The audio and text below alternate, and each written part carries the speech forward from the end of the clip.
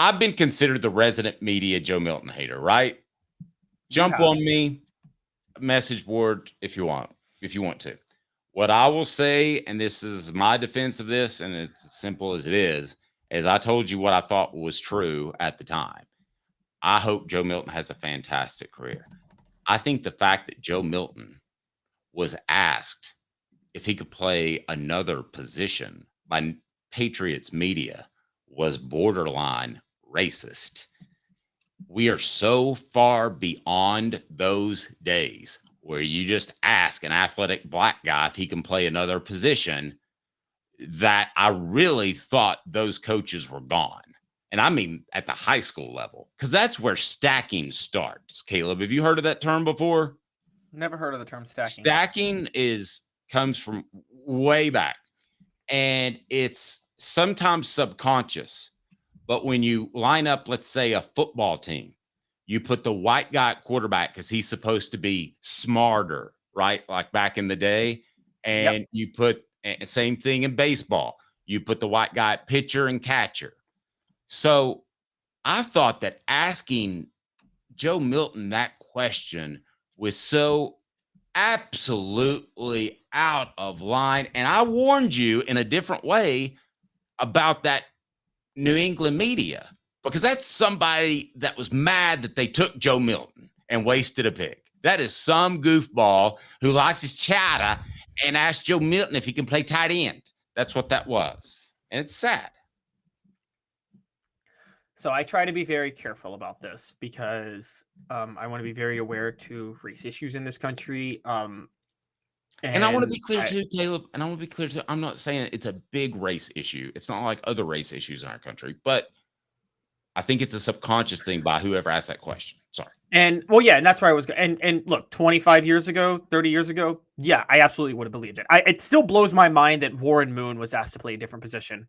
And I studied about Warren Moon's history. I cannot believe that people thought he should play a different position before he went to the NFL. And if Warren Moon had played his whole career in the NFL, wasn't forced to go to Canada, Dave, are we talking a potential top 3 quarterback of all time if he got to come out? And the funny part is he couldn't run at all. Yeah, exactly. Like, at least if, like, with Steve McNair, who they tried, Steve McNair could run. He was athletic. Now, I will say, I still like to be very careful before I attach the racist narrative to it until I know the person, because I'm one of those people that maybe I'm just a decent guy, David. I like to steel man other people's arguments before I straw man them. And so, let me ask you. And I'm not accusing you of straw. I'm not accusing you of straw manning. I'm not accusing you of straw manning. I'm not even sure what those terms mean, but let me ask you that. Oh, building up a guy that you can bring down. Building up someone's thought rather than thinking the negative of their thought first. And I'm not accusing you of doing that, because on its face, this seems very racist. On its face, because of the history of it with black quarterbacks. I think there is a level. Travis brings up a point. Joe doesn't like contact. He'd be terrible at tight That's end. exactly where I was about to go with Travis. I think there's that a level. Doesn't even matter. I'm not even to that point yet. Well, I think there's a level of laziness that doesn't necessarily apply to black quarterbacks as much anymore as it does just to athletic quarterbacks. There's an assumption that athletic quarterbacks can play other positions. People were asking Josh Allen to play tight end, remember? When he came out? And you and I both know. There were some. Yeah, okay. There were some. And and by the way, Josh Allen would not have made a good tight end. Yeah, people were asking him to play tight end. For the Bills. Yes. Not before he went to the Bills. When he was a draft prospect, people thought he should be a tight end guy. I thought he was overrated, to be fair. I didn't think he could play quarterback in the NFL. I missed. I'll call it. I missed. Tim Tebow was put at tight end by Urban Meyer. And again, Tim Tebow could never play tight end. He never would have been able to play tight end. And I think that's where this comes from with Joe Milton. That's where I'm going now. But it is a ridiculous assertion to ask if he could play tight end. Because anybody, and Travis brought it up, anybody that is, I don't think Joe Milton's going to make it as a quarterback in the NFL. I don't think he can make it. And I will say it's because he doesn't process information well enough or quickly enough.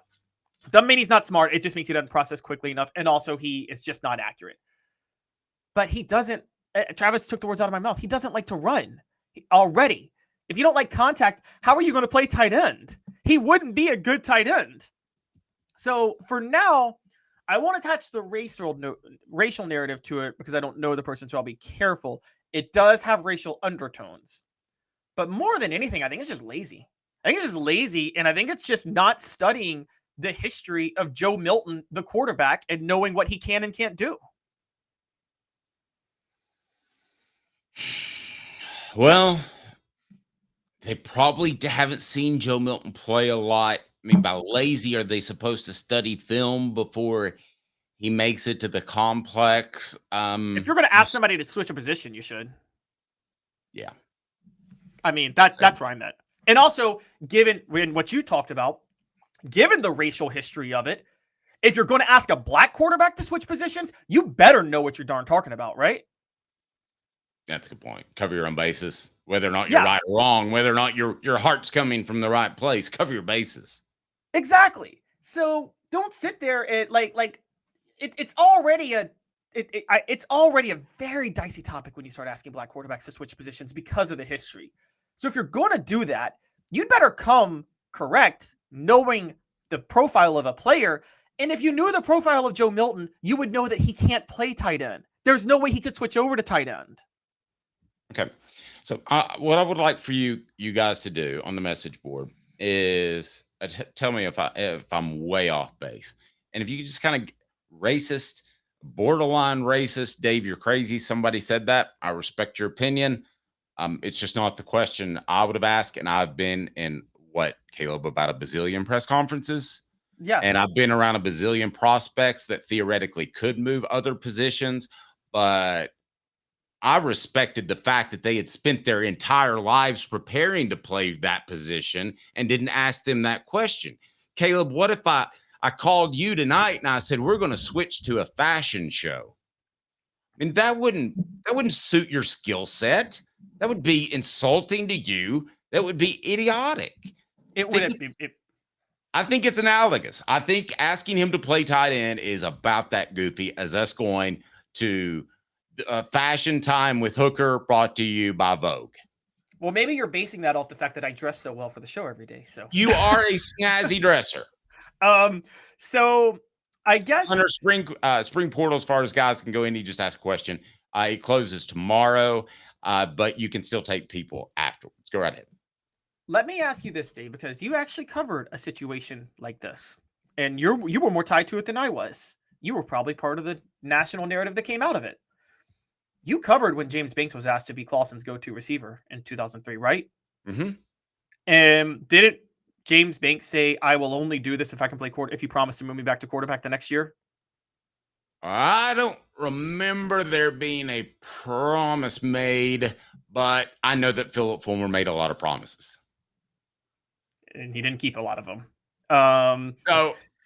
But was it as far as playing time in recruiting, and I can see in that situation him making that promise, but I have never heard that, and I do not know that.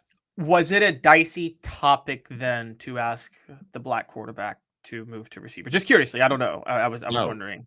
No, because I watched James Banks play, and I don't care if he's yellow, black, or white.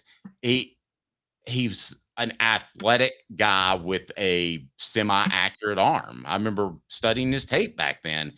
Those are two different guys. I mean, James Banks could probably have lined up and been an all-SEC receiver. And if he had the work ethic. Yeah, he would have been one of the best players they had. But it just didn't happen. Joe Milton could physically not do that. And we're now, 15 years removed from the Banks situation? I mean, we're 15 years down the line. 20 years down the line from the Banks situation, where hopefully we've moved on as a society a little bit. Yeah, I agree. I always wonder with those, situations, because I'm very sensitive to this issue. So, it was and you're right. And particularly when people have raised awareness to the issue over the past 20 years on, guys, be careful on this. By the way, also, here's the other point. You know this, Dave. Salaries are guaranteed by position. If you're a quarterback, you'd rather be a backup quarterback and hold a clipboard for 5 years than be a starting tight end, right? Like, the money's just better. You basically just ask him after he got a job, hey, you willing to take a pay cut? Yeah, exactly. So You don't need a pay cut to shop at the Hemp House. If you use the promo code HOOKED, that's HOOKED, you get 10% off the premier hemp dispensary online with a wide variety, great selection, and strict standards to ensure you only receive the best in CBD or Delta products. Do you believe Joe Milton when he says, I absolutely would not consider that, which is what he said? If somebody came to him, if Gerard Mayo came and said, I can keep you on the team if you play tight end, as idiotic as that is for me to even say, if you're Joe Milton, would you stay on an NFL roster? You'd have to eat a lot of crow. I mean, honestly, if Gerard Mayo does it, you'd have a really hard time rejecting it because Gerard Mayo is a black coach and also one of the most respected new coaches in football right now. The NFL, you know this, Dave, probably better than I do. The NFL circles hold Gerard Mayo in such high regard as a person, as a coach, and as a leader. Mm-hmm. I mean, it would be like, at that point, it'd be like if Mike Tomlin asked you to switch. What are you going to say? Mike Tomlin is racist? So, I mean, it's, but I will say this, if Gerard Mayo does do that, then I'm going to say he will not last 2 years as a head coach, because if he thinks Joe Milton can play tight end, no, I don't think he thinks that. I think that's a silly reporter, right? Yeah, no, that's it. That was silly reporting. No. Hold on. Green Wave says, why does Mayo's race matter? Well, I think when a black coach comes to you and asks you to move positions in what traditionally would be considered a prejudiced move, if a black coach comes to you, and that's different. It's hard to call him prejudiced. Yeah. Yeah, he's not racist. Yeah, exactly. So that's where we're going at it with it. Yeah. And so, yeah, I think the biggest thing is this question was. And yes, SEC football Milton could beat out Drake. You never know. Go ahead. I said that yesterday because that's based on what, if you guys try to tell me that Milton legitimately competed with Hooker in practice 2 years ago, I don't believe he did, then he might compete with Drake May, because I think Hendon Hooker is better than Drake May. So that's where I was going with that. Now, as far as Milton, yeah, this question by this reporter, and we have colleagues, I don't want to go at reporters all the time, but this is one of those, Dave. Could you imagine if Nick Saban was asked that question and he had been coaching Joe Milton? Could you imagine what Nick Saban would respond to? How he'd respond? That's one of those times where he'd lash out, and I'd kind of side with him lashing out, because he got asked. Remember how often he got asked lazy questions all the time? And I think that was. Tell me if I'm wrong on this. Looking back, when Nick Saban had his lash outs at the media, I go back and look at it.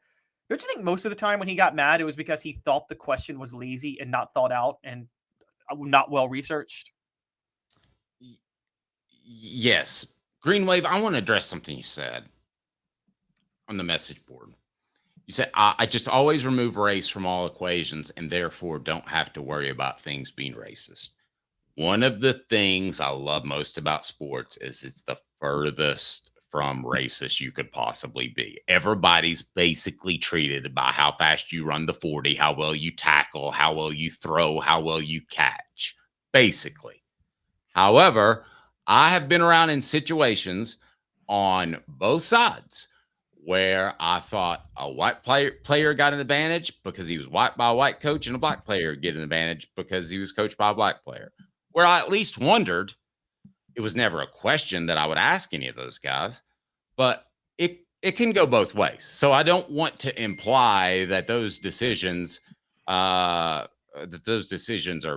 flippant. They're not. I mean, and it matters who they come from, though. It does. And by the way, that's where I think there's an issue with football more than, and no one talks about this. I think it's mostly meritocracy. I think there's a class problem. What I mean by that is I think coaches are, and Deion Sanders said this out loud last year, they're more biased to quarterbacks who have two-parent households. And you told me about an assistant coach you knew who said he's more biased to defensive linemen who got beat by their by their parents. So like, linebackers, actually. Yeah. So I think that defensive line is just verbal abuse.